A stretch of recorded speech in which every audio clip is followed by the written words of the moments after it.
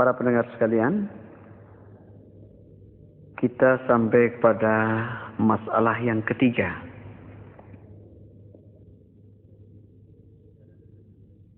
Pertanyaannya begini. Nasihat pelajaran dan saran Pak Ustadz sudah saya laksanakan dengan sebaik-baiknya. Dan menurut perasaan saya, hasilnya sudah cukup maksimal. Tetapi saya sangat kecewa dan heran. Kenapa saya kalah terus dalam MTQ? Begini. Usaha yang Anda laksanakan sudah cukup baik.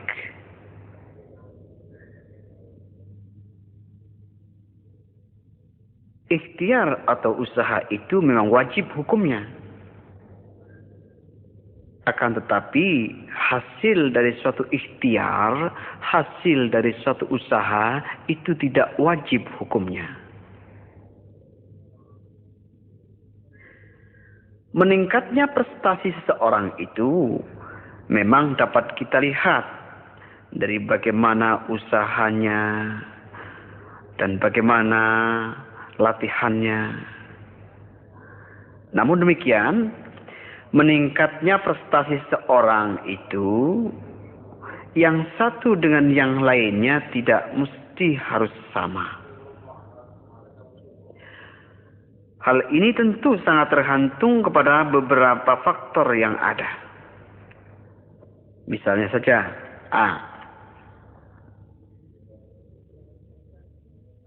sangat tergantung kepada kualitas bahan bakunya. Jadi keberhasilan seseorang itu juga tergantung kepada kualitas bahan bakunya.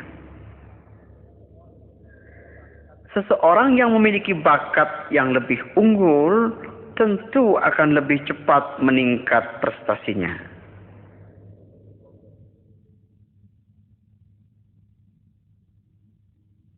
Apalagi kalau ditunjang dengan usaha yang sangat baik. B. Kecintaan dan hobi yang lebih dalam.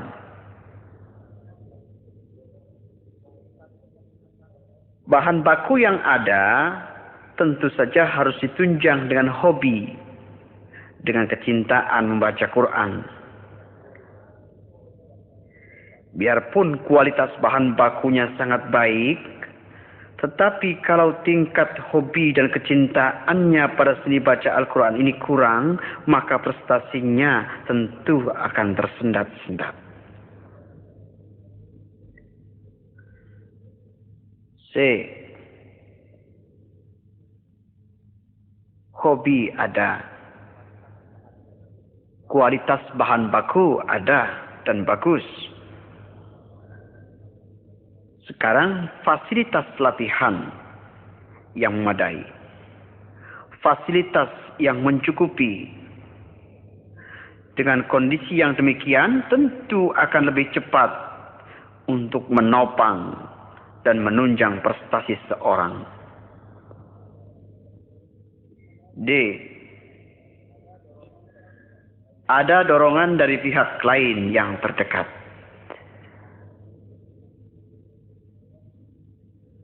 Saudara pendengar, kemudian kekalahan yang Anda alami dalam MTQ jangan sekali-kali Anda hubungkan dengan faktor latihan yang telah maksimal Anda lakukan. Kekalahan ini mungkin disebabkan oleh beberapa hal, di antaranya.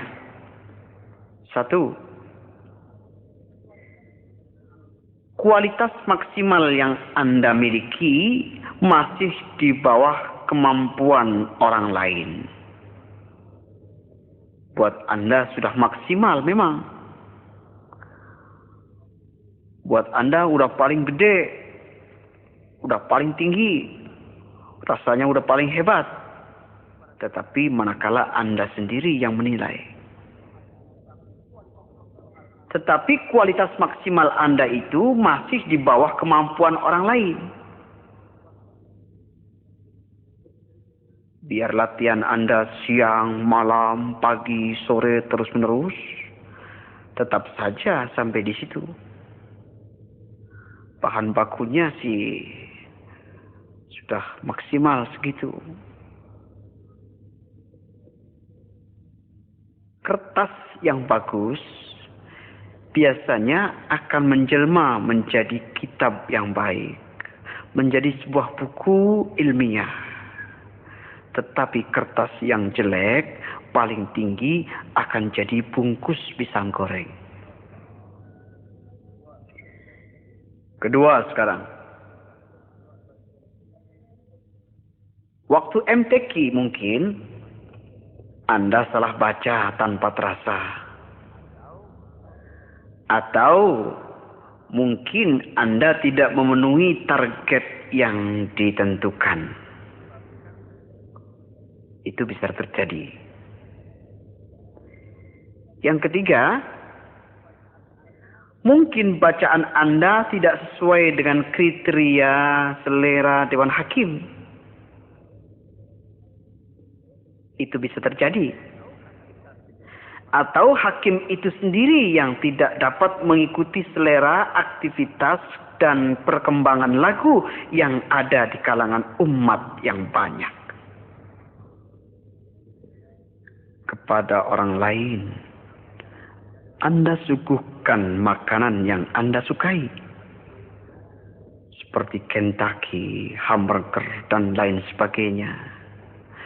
Sedangkan tamu yang Anda sukui tidak suka kepada itu. Tamu Anda lebih suka dengan pisang goreng dan singkong goreng. Itu sudah pasti tidak sesuai. Sulit sekali. Bagusnya suatu variasi dan komposisi lagu, suara, dialek, dan zouk itu tidak ada standarnya. Tidak ada ukurannya. Dan sulit untuk mengukurnya kecuali dengan perasaan. Hal ini bisa terkendali, bisa diukur hanya oleh perasaan, khususnya perasaan Dewan Hakim. Sedangkan perasaan seseorang tadi sering terganggu oleh hawa dan cuaca dari luar dirinya. Oleh karena itu, sering terjadi suatu hasil keputusan yang aneh dan sulit untuk dipertanggungjawabkan. Begitulah gambaran secara umum yang jelas bahwa setiap usaha akan menghasilkan sesuatu. Tetapi jangan lupa di sana sini banyak kerikil-kerikil tajam yang perlu diwaspadai. Para pendengar dan para qari'ah yang tercinta. Sampai kita kepada masalah yang keempat. Pertanyaan yang keempat ini begini.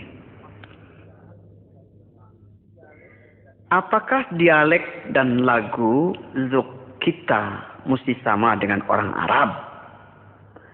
Padahal kita kan orang Indonesia.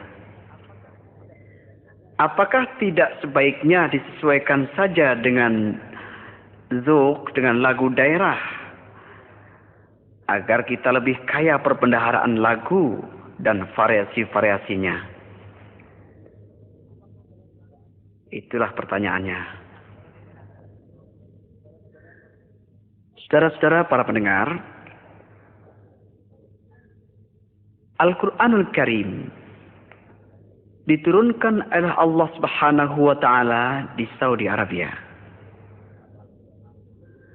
Al-Quranul Karim diturunkan dengan bahasa Arab yang fushah, bahasa Arab yang sangat tinggi kualitasnya. Kemudian Al-Quranul Karim, Al-Quran yang suci itu dilengkapi dengan teknik cara membaca tersendiri yang kemudian diperindah dengan lagu dan suara yang baik. Saudara pendengar, sebagai contoh begini. Huruf-huruf hijaiyah. Alif, ba, ta, sa, jim, ha, kha. Huruf-huruf hijaiyah itu adalah huruf-huruf Arab. Tetapi manakala huruf-huruf itu sudah berada dalam mushaf Al-Quran, maka ia akan meningkat menjadi huruf-huruf Al-Quran. Dia akan dibaca tidak sesuai dengan bacaan sehari-hari. Dia punya khas, dia punya aturan, harus dibaca sesuai dengan aturan-aturan tajwid, aturan-aturan yang terkandung dalam mushaf Al-Quran itu sendiri. Misalnya saja, alif, ba, ta, sa, jim, ha, kha. Tetapi dalam membaca misalnya lain. Dibaca misalnya ya, sin. Tetapi bacanya tidak ya, sin. Tidak. Manakala orang membaca Al-Quran, dia harus patuh kepada aturan tajwid. Membaca tidak seperti bacaan dalam huruf Arab saja. Tapi dia harus baca sesuai dengan aturan-aturan cara membaca Al-Quran. Bismillahirrahmanirrahim. Yasin. Hamim. Mungkin dalam bahasa Arab sehari-hari Anda bisa membaca alif, lam, mim. Tidak ada masalah. Tetapi kalau sudah termasuk dalam mushaf Al-Quran, Anda dituntut untuk membaca dengan bertajwid. Alif, lam, mim,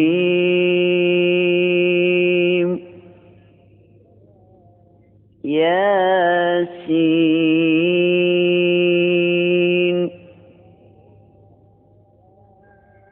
kaf, ha, ya, ain, sad. Lengkap dengan ikhfa'nya, lengkap dengan qalqalahnya, lengkap dengan madnya. Tidak sembarangan.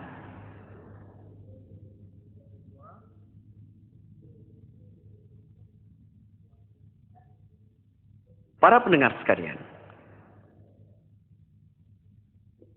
Al-Quran yang diturunkan dengan bahasa Arab, diturunkan di Saudi Arabia dengan dialek bahasa Arab dan juga dengan lahjah dan zuqul Arabi dalam melakukan Al-Quran. Rasul memerintahkan kepada kita untuk menghiasi Al-Quran agar lebih bagus lagi dengan suara yang bagus, dengan lagu yang bagus. Tetapi dengan lagu dan zuqul Arabi. Kata Rasul, Iqra'ul Quran bilahunil Arab. Baca Al-Quran dengan lagu, dengan dialek Arab. Zayyinul Quran bi aswatikum fa inna as-sawtal hasan yazidul Qur'ana husna. Hiasi Al-Quran yang sudah sangat indah itu dengan suaramu yang bagus. Sesungguhnya suara yang bagus itu akan menambah kehebatan Al-Quran.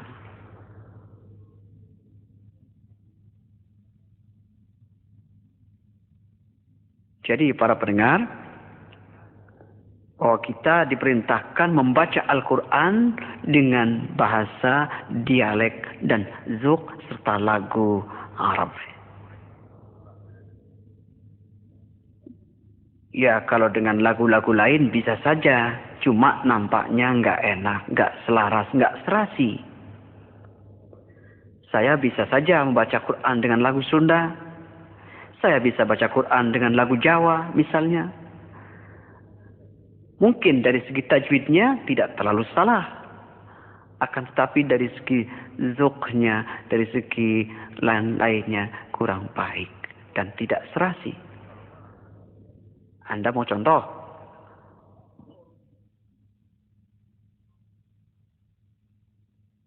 Dengan lagu Jawa misalnya. Begini. والتين والزيتون وطور سينين. Namanya lucu sekali. Anda teliti dari segi tajwidnya mungkin tidak terlalu salah. Sulit dicari kesalahannya. Tetapi dari segi lahnan, dari segi dzauq, itu sudah jauh sekali. Dan Rasul sudah tentu melarangnya ini. Sekarang ada yang suka baca-baca dengan lagu Sunda yang terasa nggak enak kita dengarkan. Ada yang baca begini. Iyyaka na'budu wa iyyaka nasta'in. Astagfirullah. Itu cuma contoh, saya mohon maaf. Kayaknya main-main begitu. Itu yang Rasul larang. Al-Quran kalamullah diturunkan di Saudi Arabia. Diturunkan dengan bahasa Arab yang fusha. Disuruh dibaca dengan lagu, dengan dzauqul Arabi. Jadi rasanya ganjil kalau dilagu dengan lagu-lagu lain. Maaf, itu cuma contoh saja. Dan pasti Anda mendengarnya tidak enak. Para pendengar sekalian yang berbahagia. Ulama-ulama Al-Quran mewajibkan kita untuk mempelajari Al-Quranul Karim dengan cara bermusyafahah. Dengan cara bertalaki. Dan bertalaki itu wajib hukumnya. Bertalaki itu artinya dari mulut ke mulut. Si murid mendengarkan sendiri perkataan guru. Si murid melihat sendiri perubahan mulut gurunya. Bagaimana gurunya menyebut ba, murid bilang ba. Guru bilang jim, murid jim. Gurunya bilang ha, murid bilang ha, dan seterusnya. Sin, shin, sad, bod, ta, wa, dan lain sebagainya. Dan itu akan terus berlangsung, terus berurutan sampai sanadnya kepada Rasulullah Sallallahu Alaihi Wasallam. Kalau sekarang kan beda. Sekarang banyak anak-anak muda di antara kita ini yang suka berpendapat begini. Allah, kita akan bisa mempelajari bacaan Quran itu dengan sendirinya. Sekarang kan sudah modern. Sekarang kan Al-Quran banyak dituliskan dengan huruf Latin. Kita bisa saja mempelajari dari huruf Latin. Kenapa susah-susah cari guru? Kenapa cari guru? Dan mencari guru itu bukan hal yang mudah sekarang ini. Katanya begitu. Terpaksa mereka mempelajari huruf-huruf Al-Quran dari huruf Latin. Misalnya saja Sad dengan SH, Ghin dengan GH, Bod dengan DL, dan yang mad misalnya dengan huruf-huruf double. Banyak anak-anak sekarang membaca dengan huruf Latin. Siratal ladzina an'amta 'alaihim ghairil maghdubi 'alaihim waladdallin. Na'udzubillah. Astagfirullah. Banyak sekarang pendapat yang mengungkapkan begitu. Apa sulitnya sih ngaji tanpa guru? Toh sudah banyak tulisan Latin. Nyatanya begitu. Saya sarankan, saya kemukakan bahwa yang bisa membaca dengan huruf Latin itu adalah orang-orang yang sudah bisa membaca dengan huruf Arab. Orang-orang yang sudah hafal Al-Quran, sudah bisa membaca surah-surah Al-Quran itu, baru mereka bisa membaca dengan huruf Latin. Kalau orang yang baru belajar membaca huruf Latin, astagfirullah, itu salah melulu. Nanti dia baca dengan ya asin, ya asiin, surat yasin. Belum lagi panjangnya, matnya bagaimana. Itu banyak kesalahan-kesalahan di antara kita sekarang itu begitu. Jadi tetap saja bahwa talaqi musyafahah itu wajib hukumnya dalam mempelajari Al-Quran. Biar gurunya huruf shin, kita bisa shin, ra, bisa ra, dan lain sebagainya.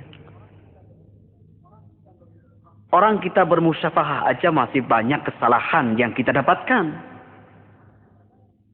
Kita masih bermusyafahah. Kita masih bertalaki kepada ustadz, kepada guru-guru.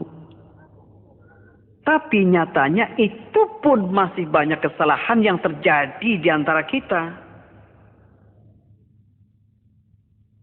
Dialek-dialek daerah masih masuk dalam dialek Arabi. Masih masuk dalam sebutan-sebutan huruf hijaiyah. Maaf ini. Misalnya saja, ada dialek daerah yang serba tebal. Huruf ba, misalnya ba, jim, dal, dan lain sebagainya. Ada huruf lagi yang mereka rusak penyebutannya. Fangala, fangala, fangalu, fangalat, fangalata, fangalna. Ain jadi ngain. Ada lagi daerah yang menyebutnya jadi rusak. Huruf zai jadi ya. Ida yulyilatil ardu yil ya. Nah, ada. Nanti Anda akan temukan juga dialek daerah yang tidak bisa menyebut huruf ta. Ta mereka sebut dengan ta. Kuntum ta'lamun, misalnya begitu. Dan masih banyak sekali. Banyak yang tidak saya sebutkan. Pengaruh-pengaruh dialek daerah yang mempengaruhi bahasa Al-Quran. Saudara pendengar, kalau kita sudah ikhlas untuk membaca Al-Quran, mari kita lebur dulu dialek-dialek daerah kita. Kita hanyutkan diri kita dengan dialek yang ada dalam Al-Quran. Agar bacaan kita menjadi bagus, bacaan kita menjadi sesuai dengan ajaran Rasulullah Sallallahu Alaihi Wasallam.